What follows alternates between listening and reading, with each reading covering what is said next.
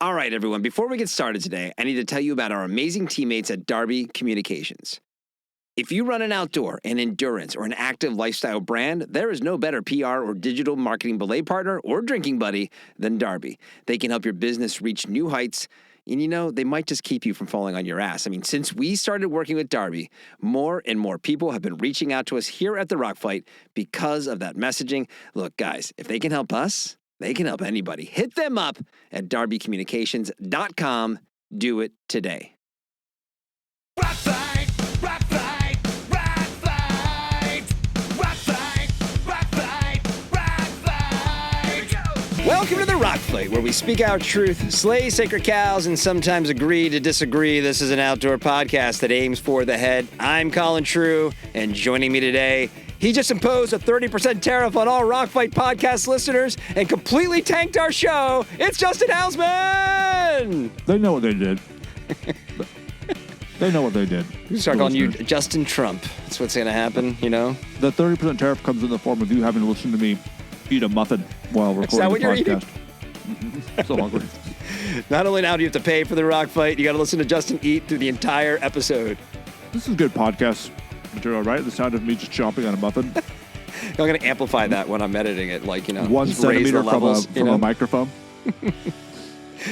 All right, today Justin and I are going to be taking a trip over to Hausman's house. We're also going to celebrate the return of gear and beer to the Rock Fight. We'll explain more about that later. But before we get to any of that, if you missed Monday's episode of the Rock Fight, go check it out. On it, I talked about outdoor industry events that are happening in 2025. The June apocalypse, I was calling it, because of the amount of events that are happening in June. And then Owen Comerford joined the show to talk about the Hoka Speed Loafer, which that sort of paradox always cracks me up. It's speedy, but you're loafing. It's a speed loafer. I never had thought about that. What is loafing even? Yeah, you're loafing. You're slow, slovenly. So I would think of it like a loaf. Yeah, I guess that's true. Yeah. Okay. All right. But it's not like implying that you're walking slow. I've never really thought about why loafer is called that. Well, they're casual. It's just like a casual they were shoe. Before it was like your wingtips and your Sunday shoe were probably your loafers. When all your shoes were leather and handmade, right? These Sounds are your great, casual handmade leather shoes. Yeah. What happened to G.H. Bass? Did he die rich? I'm probably. Anyway. Probably not. Also, be sure to come back this Friday for a very interesting guest. I'm going to tease it right now. I'm not going to tell you who it is, but you're going to want to check out Friday's episode, folks. It's pretty exciting. It's Justin, Will Ferrell. Don't ruin it. I'm so excited. Will Ferrell's coming on the pod, you guys. Hey, what do you want to tell the listeners about what they should do for Rock Fight? I don't want to tell the listeners anything. I'll tell them for you if you're not ready. I want to invite them. Okay, I want to invite them to subscribe to Rock Fight. This is what your tariffs are going to, folks. Here's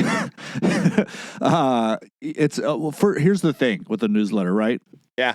Okay. Yeah. Exclusive content.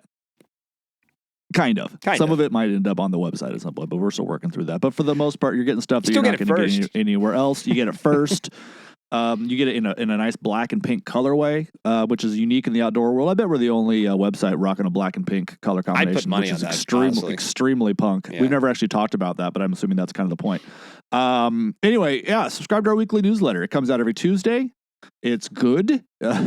What else do you need to know? That's it. Tuesday and good. That's it. It's Tuesday and good. I writes for it. Colin writes for it. Producer Dave writes for it. We've had Shante Salabert write for it. Shante Salabert writes for it. Doug Schnitzbahn, Wes Allen. We got the heavy, all the rock fighters you know and love appear on the on our newsletter, and we really put a lot of thought into it. We presume we are primarily, obviously, a podcast, so this is where we're putting some of our writing, our more artistic side comes out in the newsletter. So please sign up for that. You won't regret it. It is, if you go to our website, you'll get a little pop up that will ask you to sign up for it, and you just click yes, and you're all good to go. That's on rockfight.co. Also, we'd like to add to the chorus of people that are asking you to subscribe and like their podcast on whatever podcast app you're listening to us on. And, of course, the all-important 5-star rating. Folks, if we don't get 5-star ratings, they take my child's lunches away at school. That's how it works. Like yesterday, my Olivia, my 5-year-old, came home. She said, "Daddy, I didn't have lunch today." And at first I thought it was because I forgot to order her hot lunch and forgot to tell my wife that I forgot to order the hot lunch, and my wife didn't make her lunch, and so she had no lunch. But no, it's because somebody gave us a 4-star rating. Yeah. And the podcast police, and they came and they took my daughter's lunch. made it right in front of her. So we don't want to have that happen again. We, so we've please talked. give We us have a 5-star few rating. haters. They might just be, pinging that 1 star. We don't know. We need you guys to balance it out with the 5-star rating. It could be like my daughter maybe took someone else's food and like they punished her by giving us a 4-star rating, knowing that her food would get I don't know. We don't know. We're looking into it. I don't understand these algorithms. It works though. 5-star rating, folks. 5-star rating. Hey, also, I know I owe people stickers. So stickers are going to get shipped out this week. So if I told you, if you got an email from myrockfight@gmail.com that stickers were coming, they are. I swear. They're just hang tight. I got a big pile of stickers to ship out. And if you want a sticker, has to draw them on the Post-it notes first. These are hand drawn, pencil on Post-it note stickers. Folks. I average 1 sticker every 3 weeks. So might be a few years before you get yours. No, but if send us a note with some interesting feedback, and maybe I'll send you maybe I'll take a long time to send you. If we some like stickers. the feedback, we'll send you a sticker. If we don't like it, we're not going to send you true. a sticker. That's how it goes. That's true. Well, today our top story, you know what it is presented by your hub for ultralight gear, Garage Grown Gear. Head to garagegrowngear.com and check them out. Our top story is taking us into Hausman's house. It's our favorite place to go. It's our favorite Marin dad and outdoor journalist. He's right here with me right now, Justin Hausman. I sure am. We're stopping into Hausman's house to see what he's been writing lately because bring a mop writer. while you come in here. Bring a mop. It's my garage is he's drowning in around Northern me. California right now. Good Lord. The trees are big and it's real nice and green, but holy smokes, it rains a lot sometimes. We had a nice little reprieve though. It did dry out for a couple of weeks. Yeah, we did. Yeah. Well, so on National Parks Traveler this week, you talked about the BOLT Act, which is a part of the Explore Act. We've talked a lot about the Explore Act on the show. It's been covered a ton by a lot of outdoor media. But I'm not just blowing smoke up your ass. Like, it really is one of the first in-depth pieces of coverage I've seen about something in the Explore Act. Even when Jess has come on, Jess Turner from the ORRs come on, we've talked about what it is and why it's important and the complications of it and how it's going to, get deployed and all these things and how it affects the 92 different categories of the outdoor, the greater outdoor industry and economy. Right. What's the deal with the BOLT Act? Like, why did you decide to go deep on it? Like, tell us about the BOLT Act, I guess. The first thing to know is if first of all, the Explore Act is it's called an omnibus package. I'm sure we've talked about this before, but that means it's like a million different bills wrapped up into one, which is, so there's constantly bills being proposed in Congress by both the House and the Senate. Often a lot of them are outdoor related, and often they just kind of languish, right? Somebody proposes the bill, maybe there's a vote, maybe there's not, and it just kind of nothing really happens, and it's kind of gone. And it's a lot easier to put these things all together in one big package and then kind of force lawmakers to vote on it one way or the other, which is what happened to the Explore Act. So the Explore Act takes a lot of different bills. It's complicated. Even for us who are in the media who are like thinking about this stuff every day, I still was confused about Great American Outdoors Act, Explore Act, like what the BOLT Act, the Park Act, all these different things that I've heard sort of talked about in the last year or two. But for the most part, basically, if there's a big outdoor bill that you've heard of, it's probably was packaged into the Explore Act, and I forget what that stands for. Expanding Public. It's an acronym. Lands Outdoor Recreation Act, I think. Anyway, you got to capitalize it when you write it. So I would say the most, and we talked about it in the show, but the most controversial aspect of that was the fact that it was basically making it formal that it was okay to have like fixed anchors in climbing areas. Right. And since those are often called bolts. I always thought the BOLT Act was about that. I thought that was what the BOLT Act was. But no, that's the Biking on Long Distance Trails Act. And so I felt like and I'm actually, we'll get to that in a second. I felt like the conversation around bolts and wilderness was a pretty big deal in terms of, although I don't know that people realize that was part of the Explore Act, where we were kind of codifying that like it's okay for wilderness areas to have them, more or less, to have fixed anchors. But other than that, it just seemed like vague, sort of there'd be money for outdoor stuff. That's kind of how I thought of the Explore Act, right? Like there's a lot of different policies that are basically saying, hey, we're going to chip off some federal funds to go to X, Y, or Z. So I wanted to look at what that meant for biking. I was just interested in adventure cycling. And so I called up IMBA, the International Mountain Biking Association. They were a big part of the BOLT Act. And with the BOLT Act, the Biking on Long Distance Trails Act, basically, if you know anything about the national park or the national park units that are the National Scenic Trails, these are like officially designated long distance hiking trails that get federal funds. So that means for maintenance, that means for signage, that means for cleaning up trailheads, all this sort of stuff to make it a more enjoyable experience on these designated national scenic trails. It also means that there's certain levels of protection. You can't build stuff too close to them, blah, blah, blah, blah, blah. And there's a lot of national scenic trails. I can't remember how many there are, but that's a thing. And so Bolt is in some ways meant to mirror that, where basically it says, okay, feds, or the Department of Interior in particular, Congress is directing them to come up with 10 officially designated long distance trails that will get funding and protection from the government. And so they have to be over 80 miles in length. They have to be primarily dirt. There can be like sections that are paved if they're connecting two different trail segments. Yeah. That's the primary thing. We got to get 10 established federally designated long distance biking trails. And so once that's picked, and IMBA will have something to do with that, Adventure Cycling Association, I believe, Bikepacking Routes, a lot of these nonprofits that you probably heard of in the adventure biking space have a say in IMBA. Actually, it sounds to me like they actually helped write the legislation a bit. And, all these groups have people in Washington that are lobbying. Not all lobbyists are bad. Well, actually, they probably are, really. But I mean, there are lobbyists. Well, I mean, lobbying kind of sucks, right? Like, lobbying sucks. It's not a good thing, but generally speaking. But I mean, there are, I guess I would prefer to do away with lobbying altogether, but I mean, there are lobbyists that are working for things that you would like to have. For example, more outdoor access. Right. And so anyway, most of these nonprofit outdoor groups have people in DC that are either talking directly to Congress people or their staff or whatever, trying to push these bills through.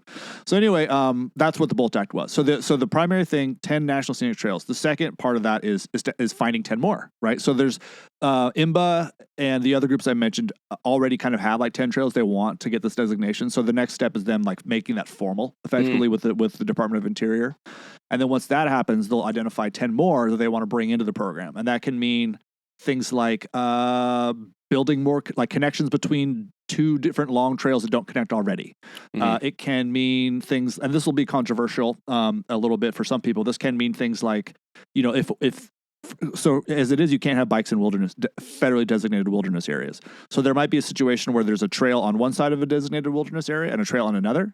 And the only way to connect them is to go through the designated wilderness area. So there might be situations where Congress will say, okay, we're going to change the designation. Like, this is no longer federally designated wilderness area, so the bike trail can continue. And maybe we'll put some other land, we'll designate some other land federally designated wilderness area to kind of make up the difference. So that can happen as well.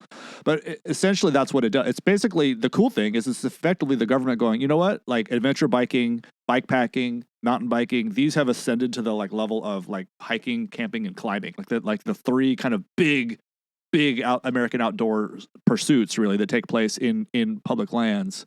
Biking is now at their level. This sounds like the first time this has ever happened. Yeah, it feels like this is like the first domino to fall where we've been kind of waiting for a long time, right? I mean, I think about like you see people who like bike the Colorado Trail or even the is it the not the CDT, but is it the whatever the north to south Continental route? Divide Trail? Yeah. There's a bike route version of that, right? It goes from Canada to Mexico, and there's always sections when you people thought like, well, that's part through the wilderness area, so we have to drop down to the road or whatever it is, and we got to do 20 miles on the road today. And the fact that there's something to say, we might reroute some of the wilderness, which something else I'm sure we're going to get to is maybe some people who aren't maybe as excited about the Explore Act as we would be.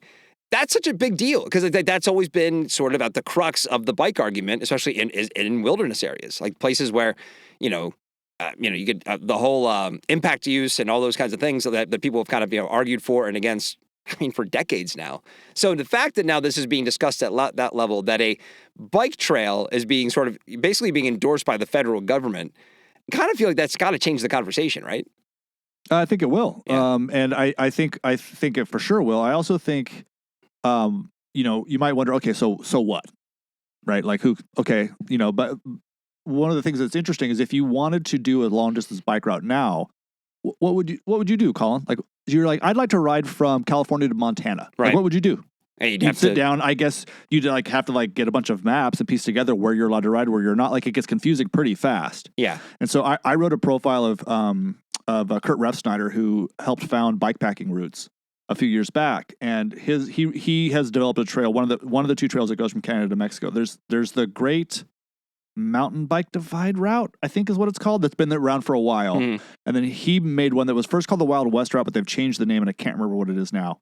But talking to him about how difficult it was to actually put this thing together was amazing. Dude was a professor of geology at Prescott College in Prescott, Arizona, which has phenomenal mountain biking. And he was like teaching mountain biking classes to his students. He was doing like these weird bike packing, like geology field trips and stuff. But like, he became so enamored with making this trail system, he quit his job. He quit his tenured professor job to just be a like bike packing advocate, map writing guru dude. And so That's he awesome. spent like a couple of years like figuring out how to, okay, so there's public land. I can ride a bike on here. Now I hit a section that's private land. What can I do? So he would go negotiate, talk to the landowners. Is it okay if we build a trail through it? Like all these sorts of things to establish a trail. And it's a really complicated thing to do. And, but if you want to ride a couple hundred miles on dirt, you go, okay, great. These people have actually like carved this out for me and I can do it. So that's one of the things that will help, the Bullet Network will help. It will say, here's 10 established, you don't have to think about it, routes. Like here they are, boom. You'll be able to go to like nps.gov or whatever and like learn everything you need to know about it, and make your plans that way. And it'll be great. It'll also money goes to the gateway communities as well to help like kind of fund like just the amenities that might be near the trailheads, like that could be anything from bathrooms to like cleaning up the roads to get there, whatever. Like, so it helps the gateway communities as well. Cause theoretically these are going to probably be, I would think, become fairly popular considering how like big bike packing is now. So there's lots of cool steps involved. There's lots of cool like things that these or problems that this solves in a cool way, which is just like, it makes it easier to ride. It establishes biking as more of a presence. It probably opens the door for a lot of conversations about where bikes are and aren't allowed. Because, for example, some national parks allow biking and some don't, like on dirt and some don't. And presumably some of these trails will go through national parks. But I mean, a lot of national parks don't allow bikes. And so there's, it's going to answer some difficult questions if you're route planning, and also just elevate the power that the bike community has when it comes to public lands. Today's top story was presented by Garage Grown Gear. Not only does Garage Grown Gear carry 200 plus small brands, but they've got hundreds of wildly funky ultralight products. If you want to check out some of the more innovative and fresh gear in the outdoor industry, Garage Grown Gear, Garage Grown Gear has got you and your gear-loving self covered. Click the link in the show notes to shop some of the coolest and most interesting gear on the market, or just head to garagegrowngear.com and search Nothing But Funky, and you'll see what we're talking about. But that link is in the show notes as well. So check that out. Garage Grown Gear. They're doing interesting and cool things over there. Love that name, too. It really is great. Mm-hmm. All right, so we got a listener email last week asking about Rock Fight's Gear and Beer, which is the other podcast that Justin and I host, and it's currently on hiatus. We're taking what we learned from making that show, and we're gonna bring it into, I guess, a reinvention of a reinvention, just a major update, major upgrade. Basically, take the outdoor gear-focused podcast, turn it on its head a little bit, and create something really new that we think you guys are gonna love. Not going to say much more than that or reveal anything at this time because it's still kind of in development, but Gear and Beer fans should hang in there because there is going to be something special coming. And in the meantime, I think we're just bringing Gear and Beer back here as a segment on The Rock Fight. Like I said, I'm going to Michigan next week, and I'm pretty much planning on dying from exposure to the cold. So I thought with Justin here, we'd play a little round of overrated, underrated, or properly rated, which is one of our favorite segment from the Gear and Beer podcast, where I'm going to throw some gear or activities or things at Justin, and he has to tell us if he thinks it's overrated, underrated, or properly rated. This is going to be the cold Michigan edition of overly rated, underrated, properly rated. And I want to start with Gators. And with Gators, I'm talking like outdoor research Crocs Gators, right? Yeah. Because Croc skaters. What's a Croc? Isn't Croc the model? Croc, is that the name of the? Okay. That's what outdoor research. I'm pretty sure that's what it was. Maybe I got. Okay. Yeah, I think Crocs was the big sort of like 3-layer Gore-Tex. I think I have a pair kicking like around somewhere. up to below your knee. Yeah. When I was living in New Hampshire and hiking in the winter a lot, I always wore them. We'll get to another category on here in a second, but like I'd basically have a pair of hiking boots with those on because it was deep snow, right? And it was just like easy. You're not gonna get any snow in your boots when you're wearing these Gators. Gators, I feel like what I wear for long trail runs or hikes, like little like ankle gaiters on like your Lone Peaks or whatever. I think those are indispensable, and those are definitely, I guess, properly rated. They're not over or underrated. But it does feel like the old school big gaiters, maybe a relic of the old time, of the old days. Like the kind of built-in gaiters you get in a lot of like shell pants and things now. So I wanted to, what's your take, man? What do you think about gaiters? Are they overrated, underrated, or properly rated? I think generally speaking, gaiters are super underrated. Wow, all right. I've written about this before at AJ a long time ago. And I totally agree with you. Like if you are trail running, for a long distance sort of thing, I'm a boot guy now, but as we talked about before, I did experiment with like backpacking and trail runners. I would always use gaiters. I can't even imagine not using gaiters in a situation like that. Low tops are going to allow more shit in your shoe. So like gaiters, trail running, hiking, 100% gator. They also, frankly, they look cool. They look cool. They're nice. Light. They weigh nothing. Like, yeah, they're just and great. You can get really cool, cool color ones. Like it's great. They don't cost a lot. They're absolutely worth it. I mean, like, why wouldn't you spend 30 seconds to put a little thing on your shoe that's going to keep a rock from getting in your, because it's going to take longer to get the rock out, right? So just put a gator on. By the way, as much as grief as maybe we've given Ultra lately on the show, I love like the fact they have the Velcro tab on the back of the Lone Peaks. They're set up to put a gator on your shoe, and it's awesome. Yep. So anyway. Yeah, it's great. It's great. That is an awesome thing. Yep. As far as like snow gators, dude, 100%. Like every single hut trip I've done, whether it's cross country skiing or snowshoes, like you wouldn't think you would need them cross country skiing, and you often don't. And it's kind of a pain in the ass to use gators when you're using. Not all like bindings will work with gators, depending on how they attach to your boot and stuff like that. But like I've done it with cross country skiing too, because sometimes you take the skis off, and sometimes you end up fucking post holing on accident through soft snow off the side of the trail. And so I mean, there's like nothing worse. Especially it's one thing if you're just like going snowshoeing for the day and you know where you are and you're not going to be that far from your car or whatever. Yeah, all right, I might not always bring gators in that situation. But if it's something where I don't know where I'm going, if it's like a hut to hut kind of a thing where I have to physically get somewhere else, I wouldn't even dream of doing it without gators. I mean, like what's worse than getting like snow in your boots? I mean, oh my God. It'll keep you warm. It keeps your feet dry. Like big fan, huge. There's no downside. I mean, yeah, okay, you have to buy them. I mean, looking at the ones you're talking about right now, the crocodile gators. Yeah, there you go. They're not cheap. They're like $90, but absolutely worth it. Plus, I mean, if it's really freaking cold, I mean, it's another layer. It's another layer. Yeah. So yeah, big, huge. I have like multiple pairs of gators. I wouldn't go to the snow without them. The only ding on them is the aesthetics, because when you have them up to your knee, if you're at all wearing any sort of loose sort of pant, you got a nice big like kind of like knickers look, like they're billowing out. I don't mind that. I think that's cool. It's like old school mountaineer.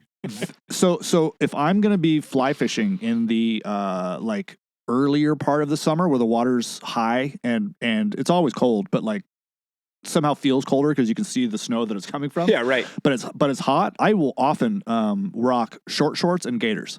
Often. That's a look. In the water. It's a vibe. It's very like, I feel like you look like an Austrian something or other. I don't know. Like it kind of, I don't mind it. I think it's cool. I mean, yeah. I don't know what it is about gators. I just like it. I like protection when it makes sense. All right, so underrated. You're saying just firmly underrated. Yeah, people want more gators.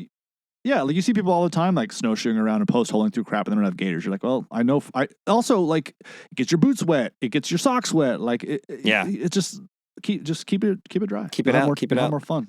Yeah. All right, this next one I had, and maybe this is a little bit my experience with the category, but I had insulated boots with the premise that it's for day hikes, right? Because obviously, if you're going out overnight, you're on a mountain, you want to have an insulated boot. I'm not, if you're spending multiple days out, I'm not talking about that. I'm talking about for day hikes. Because my experience with insulated boots, especially most insulated boots, is that they're not as comfortable as a regular pair of boots.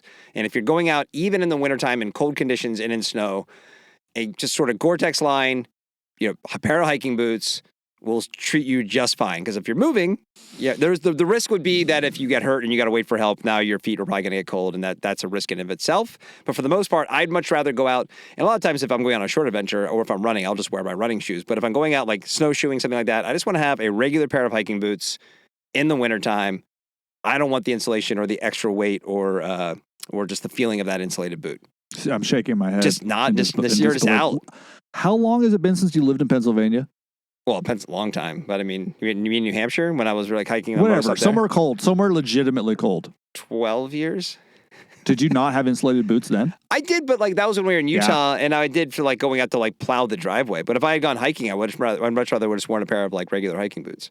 Huh. So you're not wrong in the sense that you'll probably be fine, of course. I mean, like people didn't used to have any you just have leather. Yeah, and what it did was fine, Mallory wear? He had hobnail boots. He was fine. probably He had wasn't fine. He died. 15 but- layers of like wool socks too.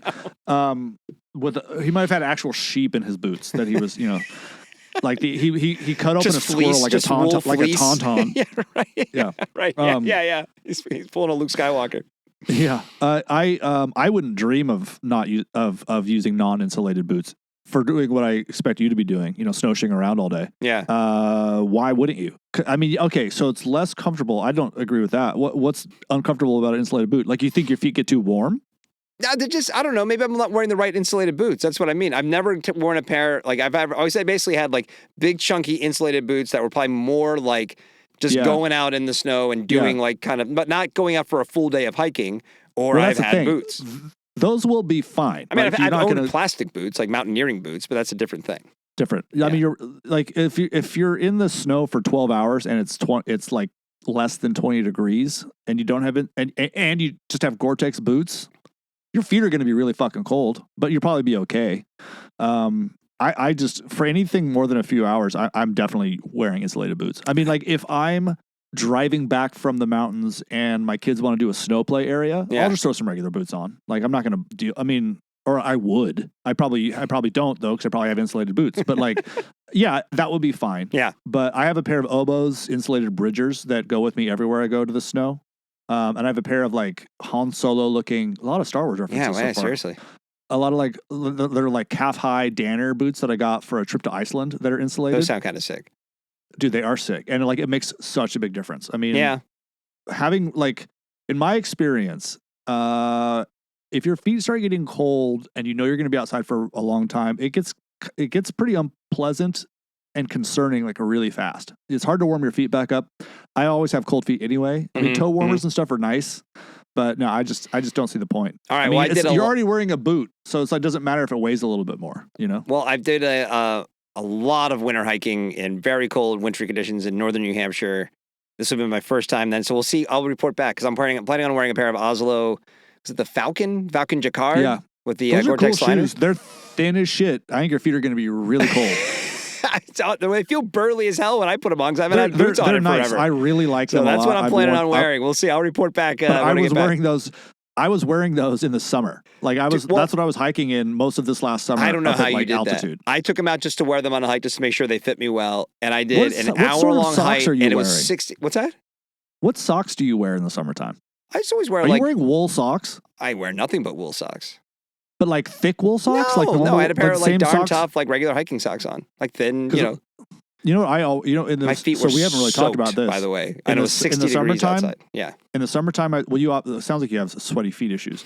In the summertime, I switched to wool sock liners only. I only wear sock liners. And that sounds terrible. Why? Because it's like, I don't want that thin of a sock in a boot.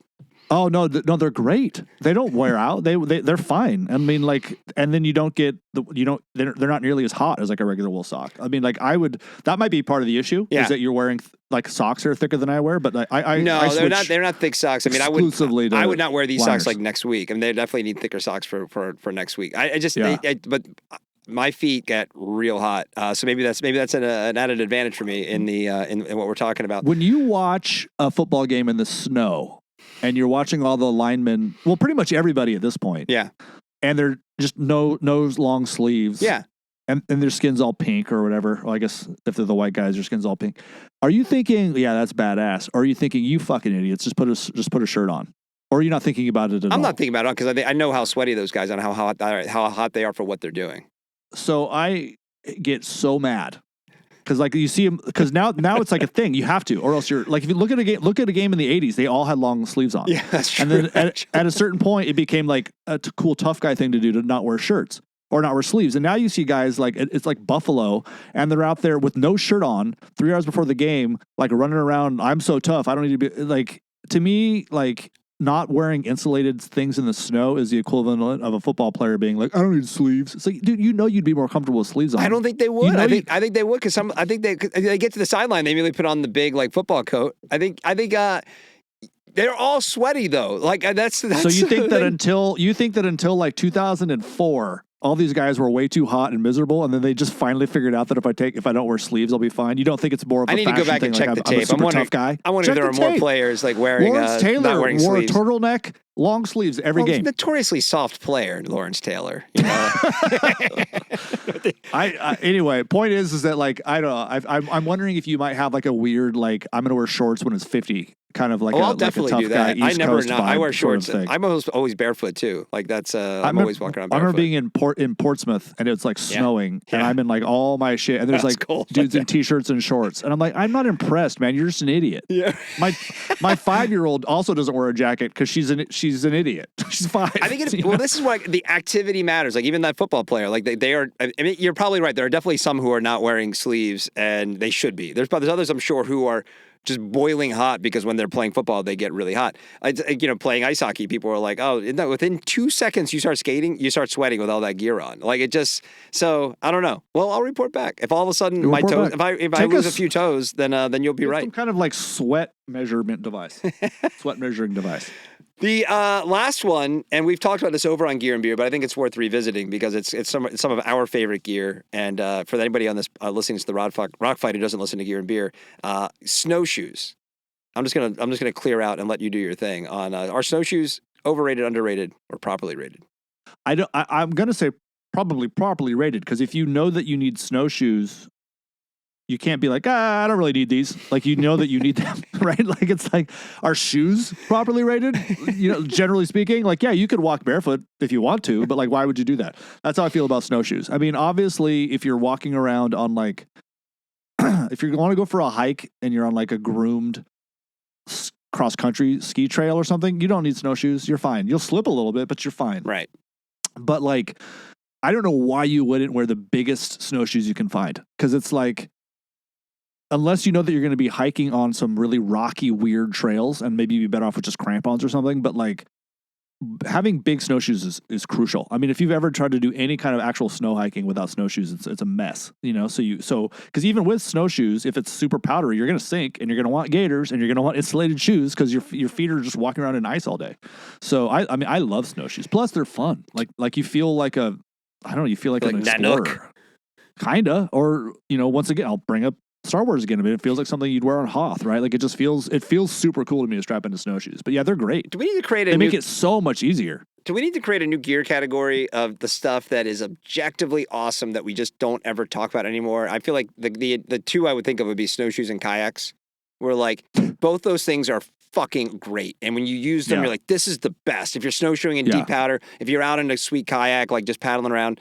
But we don't talk about them anymore, right? And when it comes to like snow stuff, it's like, micro spikes have sort of like taken over that entire footwear, like traction sort of winter category. Micro spikes are cool, but it's different. Micro spikes are it's not the same use case, stuff. but it just sort of like, I never hear any, I feel like snowshoes everybody talked about for like 3 years, like 2000, like 2002. I wonder if that's because there were like a lot of advancements that were made around then. It was like kind of interesting to see what people are doing. Yeah. I mean, that's the other thing too, is like if you don't use them very often, like you don't realize how like useful they are, right? I mean, if you're like trying to hike up a hill in snow and you put that little like heel bar up and now you have like a little platform every time you walk, I mean, it just makes everything so much freaking easier. I mean, the hut trips I've done with snowshoes, I'd still be post holing around years later trying to get to the hut without snowshoes. So they're indispensable if you need them. Well, or backcountry skiing has sort of taken over the category, really. Like AT skiing has become such a big deal that people like touring around and stuff, and it really does kind of, yeah.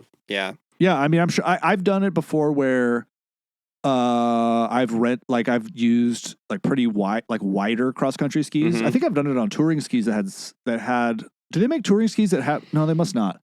With the fish scales? But they must have just been wide cross country skis because you wouldn't want to actually like ski with that shit. I know. Point is that like I've done it with on wider skis where you're in just straight powder between trees and stuff like that, and that's fun. It's harder than it is with snowshoes though. Yeah. Like it would have been a lot easier to walk around with snowshoes. Right. So, and I've got 4 or 5 different pairs, like for different things, like I'm not even in the snow that much, but I have like a big pair that I'm going to use for like seriously deep powder if I need to walk a really long way. Mm-hmm. I've got some smaller ones that I've just wear to throw on just for fun. I've had running snowshoes before, which seemed to me super weird, but if you live somewhere where that was a thing for a minute. Powder and you want to run, I guess you got to have them. Right. But I mean, I would say properly rated just again, because it's like, if you know that you need them, you cannot do what you want to do without them. So yeah. All They're right. definitely not overrated. I guess we're still kind of in Hausman's house because Hausman, the gear reviewer, showed up to tell us about all these things about how we should feel about all this gear. And if you would disagree with But them, where's the beer though? yeah. Well, that's the last thing we got to talk about right now. So we're not drinking a beer like we did on Gear and Beer, but what would you pair, Justin? I'm so used to just it being accepted because we talked about it so much in the other pod. Justin's a Cicerone. He's a certified beer expert. We don't talk about it much here on the Rock Fight. But if you're going to pair a beer with your cold winter adventure, what would you pair with it? Depends. Are we talking like I'm taking a break and I'm sitting down on like a foam pad in the snow and I'm gonna get up and walk some more? Or is it like I got to the hut or Okay. wherever you're going at the end of the day, or maybe just back to your vehicle? I know where you're which going with this. 'Cause scenario you're right. here? Two different things. Let's have you have the beer in the pack. So we get to the summit. Okay. You got a beautiful Okay. view. You want to crack open the beer and enjoy it. And then now we're back at the wherever we're staying or your home or whatever it is. And what are you gonna have after your adventure? So both cases, I'm gonna want something that's a little higher in alcohol because I kind of want that warmth. Right. Mm, And I'm probably on vacation. probably. So it's okay for me to have like a 6 or 7% beer at like noon or whatever. So I would say I would want, they're not easy to find. The only one that comes to mind, although I know others exist, is Chainbreaker. And I think that's a Deschutes beer, but they make a white IPA. So a white ale is a wheat beer. It's a Belgian style wheat beer that tastes just like a Hefeweizen. Basically the same. It's basically the same thing. Okay. For the most part. But you can get them sometimes where they have that kind of like smoothness and sweetness and floral thing that a Belgian does, but with a hop kick and high alcohol of an IPA. Mm-hmm. Those are great. And that's exactly what Chainbreaker is exactly what I would want. Sitting down to take a rest on a big snow hike, or any kind of like session IPA would be good for that. Nice. Well, maybe not session, like a lower. Like I don't really want like an 8%, but like a nice, sturdy, warm beer. Alcohol. What am I trying to say? Warmth from high alcohol is what I want. But at the end of it, I need something like a spicy brown. Like I need something that's dark, and I want like a little Christmassy spice to it. Yeah. So, I mean, there's a lot of those are probably going to be a Belgian. I mean, like a Belgian is a real nice beer after a long cold day. A nice like a quad, Yeah. a double, something like that. High alcohol, easy to drink, not too bitter, refreshing, but also like really warm you up, like right off the bat. Something like that. Love it. Or like you know what else? Aventinus, the Doppelbock. You got to that they pick. really Pick good. where you going here, man? Which one is it? Well, I'm picking a style. I want a spicy-ish Okay. brown. All right. A Fine. spicy-ish brown ale is what I want. All right. Well, thanks to our to listener Charlie for writing in about gear and beer. I'm glad you liked gear and Thanks, beer. Charles. I'm glad Charles. we should do this more often. We got to talk gear and beer on the Rock Fight a little bit more often. We will be, kind of. And it is time for the party shot. It's time for a party shot. Who's going first? Do we? today? Oh boy, I've lost track. Yeah, I'll me go too. first. I don't care. Yeah, you go first. Okay. So this has been. I feel like I've tried to be kind of more positive lately. I'm going to go with something that generally annoys me, and it's a personal thing. It shouldn't matter to me in the slightest bit, but I bet it bothers you too, Colin. Oh, I'm excited now. So when I first moved to San Francisco, now granted, as a surfer, you are really plugged into the weather, right? So like I'm constantly looking at the weather. Well, not as much anymore, but like well aware of what's going on all the time. I know like I'm looking at the forecast every day. I'm looking at the forecast for the rest of the week. Like I have a really good idea of like how cold it's going to be, if it's going to be windy, any of this sort of shit. Whereas I realize most people don't bother if they look at it at all. It's like, is it hot? Is it cold? Is it raining? Whatever. Yeah. Even then, they don't seem to do much fucking about it, and that's my point. So when I first moved to San Francisco, I'd be baffled because you'd like go outside on a sunny day and like you'd see, oh, on Friday it's going to be nice. Like all week long, I'm like, yes, fog's going away. Friday, yeah. And then you go outside on Friday, it's 70, and there's people in parkas everywhere, down parkas. And you're just like, do you even remotely pay? Like you just love, you were going to wear that no matter what. You have no, you were just going to put that jacket on. You don't even care that it's hot. You're just like, this is the jacket that I'm wearing today. That's always kind of bugged me. But what's really elevated it is now that I'm in a place where it rains all the damn time, people don't seem to understand the difference between a down jacket and a raincoat, or they only own one thing. Like I don't get this. It'll be pissing rain, and there's all these people rolling around in like North Face down jackets. Just looks like a wet sock on them. They're freezing. Yeah. It's not going to dry today. Like, do you not own an actual rain? Do you not understand? Like, at least put a shell over that. This is a California problem, by the way. I guess it's just like, Yeah. granted, I have a closet full of jacket for every possible temperature scenario. I get that. Yeah. But even if I didn't, and I'm not getting nearly as much gear anymore, I have a rain jacket and I have a down jacket, and that, like, I will wear them together if necessary. I would not walk out of the house, even with my like fancy down jackets that are like quote unquote hydrophobic to a certain degree. Mm-hmm.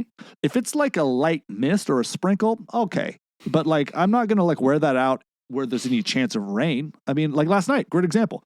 It was supposed to start raining last night, kind of hard at some point. At like 5 o'clock, I'm escaping the house. I got kids everywhere, daughter's friends over. I need to get some work done. I'm getting a beer. I'm out of here. I'm going to take the bike. And so I grabbed the bike.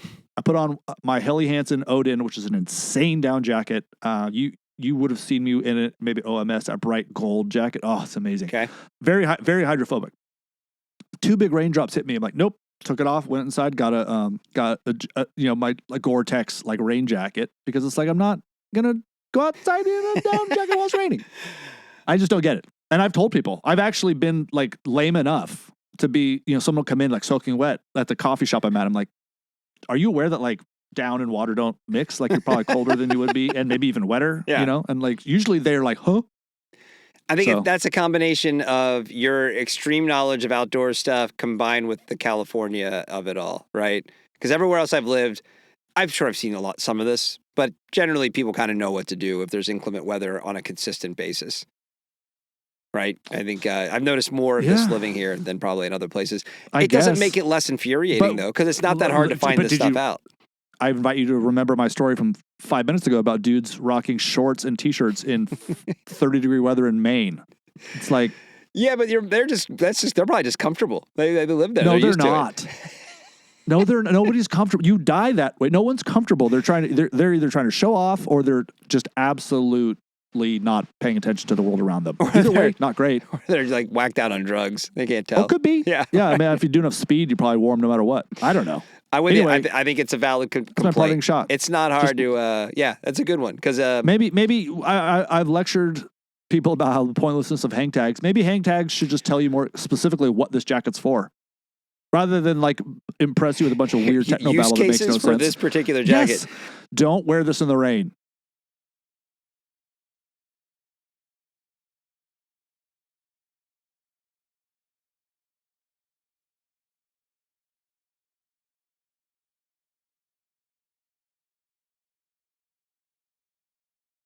Post incessantly on social media, like ignoring the fact that their phone is basically a miniature television that you can. And I watch more movies and TV on my phone now than I do on my actual television. I always thought that's funny. But anyway, I don't understand seeing the principle of seeing sports, TV, movies, all this stuff somehow flying in the face of a life rooted around the outdoors.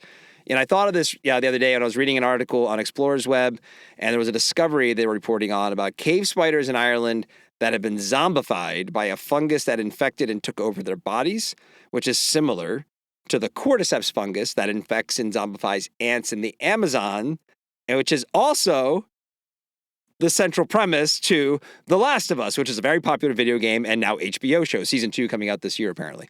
I'm not a fan of the show. It freaks me. I'm tired of these kinds of shows. But anyway, it's a really popular show. Apparently very well done.